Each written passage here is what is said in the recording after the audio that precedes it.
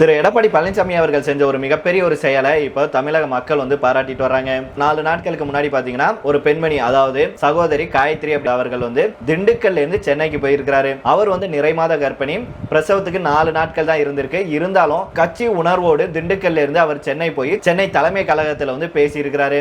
மேல அவர் பேசும்போது என்ன சொல்லி இருக்கிறாருன்னா, எனக்கு இன்னும் ஒரு 4 நாட்கள், அதாவது வியாழக்கிழமை எப்போ டெலிவரி டேட் கொடுத்திருக்காங்க, அதெல்லாம் நான் பொருட்படுத்தாம கட்சிக்காக உழைப்பேன் அப்படின்னு சொல்லி அவர் சொல்லியிருந்தாரு. அவர் சொன்னது போலவே பாத்தீங்கன்னா அவருக்கு 4 நாட்கள், நேற்றைய தினம் பாத்தீங்கன்னா பெண் குழந்தை பிறந்திருக்கு. பிரச்சார பயணங்கள் மற்றும் பல வேலைகளுக்கு இடையில நேரத்தை ஒதுக்கி தொலைபேசி மூலமாக அன்பு சகோதரி காயத்ரிக்கு வாழ்த்து தெரிவிச்சிருக்கிறாரு நம்முடைய மாண்புமிகு கழக பொதுச் செயலாளரான திரு எடப்பாடி பழனிசாமி அவர்கள். இதுல இருந்து என்ன தெரியுது அப்படின்னா, அடிமட்ட தொண்டர்களையும் அதிலேயும் குறிப்பாக பெண்களை என்றுமே போற்றும் இயக்கம் அதிமுக அப்படிங்கறத மீண்டும் உணர்த்தும் விதமாக இந்த சம்பவம் நடந்திருக்கு. நண்பர்களே, அந்த வீடியோ பாருங்க, உங்களுக்கே புரியும்.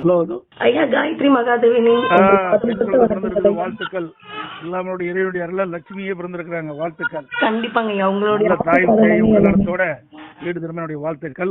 நிச்சயமா நோயுடைய பல்லாண்டு வளர்ந்து எல்லா வளங்களும் பெற்று உங்களையும் உங்களுடைய ஆசீர்வாதத்தினால் உடல்நலம் சரியாகி நம்மளுடைய கட்சிக்காக உண்மையாக உழைப்பதற்கு காத்துட்டு இருக்கேங்க. ரைட்டுமா, ரைட். நல்லா நாளைக்கு நமதே ஐயா.